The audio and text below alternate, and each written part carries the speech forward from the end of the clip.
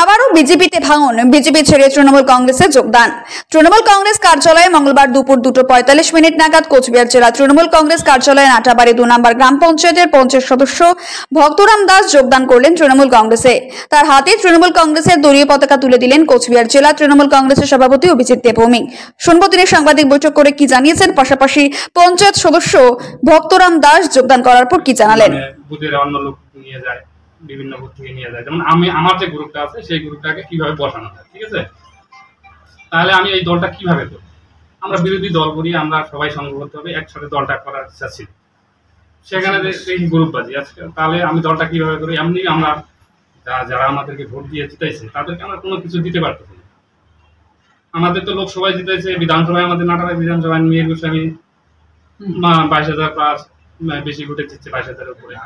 তারপরেও আমাদেরকে আমার সাথে আমার ভোটার ছিল এতক্ষণ, কিন্তু এখন যে পরিস্থিতি আমার আর দল করা সম্ভব নয়, যেহেতু মমতা ব্যানার্জির উন্নয়ন আমরা দেখতেছি পশ্চিমবাংলায় প্রত্যেকটা রাস্তাঘাট উন্নয়ন বিভিন্ন।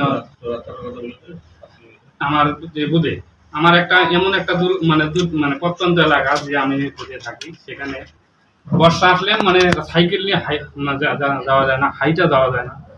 সেই রাস্তা আমাদের এই সরকার, তৃণমূল সরকার আমাদের প্রায় 5 কিলোমিটার রাস্তা, কিন্তু 5.5 কিলোমিটার রাস্তা আমাদের তৈরি করেছে।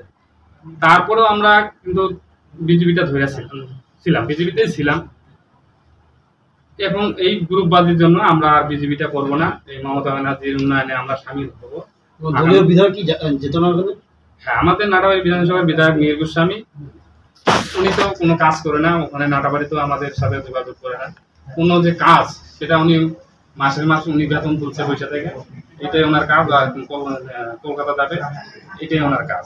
বাকি ওনাকে যে আমরা ভোট দিয়ে জিতাইছি, তার জন্য ওনার কোনো রকম চিন্তা ভাবনা নাই আগামী দিনে কিভাবে বিধানসভাটা জিতবে, ঠিক আছে? দেখা পান না, দেখা পাই না। ভোটের পর কি উনি কোনোদিন গেছিলেন আপনাদের এই এলাকায়, অঞ্চলে? আমাদের অঞ্চলে ভোটের পর যায়নি, নাটাবাড়ি 1-এ আসছিল 4 বছরের পর, ঠিক আছে? আমাদের 2 নম্বর অঞ্চলে উনি আসেন না। নাটাবাড়ি এলাকায় ওভারঅল নাটাবাড়ি, ওখানে কি আপনার নিয়মিত দেখা পান? না, নিয়মিত দেখা পাচ্ছি মাত্র 4 বছর হলো, সময় আছে। মানে বুথের অন্য লোক নিয়ে যায়, বিভিন্ন বুথ থেকে নিয়ে যায়, যেমন আমার যে গ্রুপটা আছে সেই গ্রুপটাকে কিভাবে বসানো যায়, ঠিক আছে? তাহলে আমি এই দলটা কিভাবে করব? আমরা বিরোধী দল করি, আমরা সবাই সংঘবদ্ধ হবে একসাথে দলটা করার ইচ্ছা ছিল। সেখানে এই গ্রুপবাজি আজকে, তাহলে আমি দলটা কিভাবে করি? এমনি আমরা যারা আমাদেরকে ভোট দিয়ে জিতাইছে তাদেরকে আমরা কোনো কিছু দিতে পারতেছি না। আমাদের তো লোকসভায় জিতাইছে, বিধানসভায় আমাদের নাটাবাড়ি বিধানসভায় মেয়ের গোস্বামী 22,000 প্লাস বেশি ভোটে জিতছে, 22,000-এর উপরে।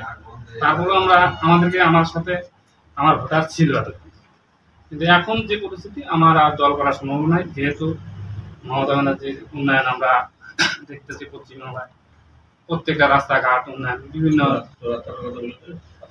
আমার যে বুধে আমার একটা এমন একটা মানে প্রত্যন্ত এলাকা যে আমি বুধে থাকি, সেখানে বর্ষা আসলে মানে সাইকেল নিয়ে যাওয়া যায় না, হাইটা যাওয়া যায় না।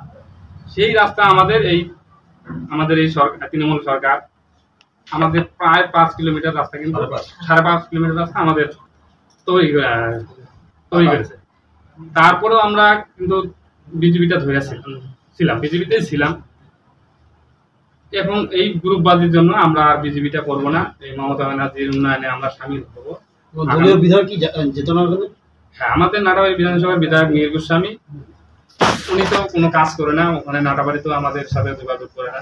কোনো যে কাজ সেটা উনি মাসের মাস উনি বেতন তুলছে পয়সা থেকে, এটাই ওনার কাজ। আর কলকাতা যাবে, এটাই ওনার কাজ।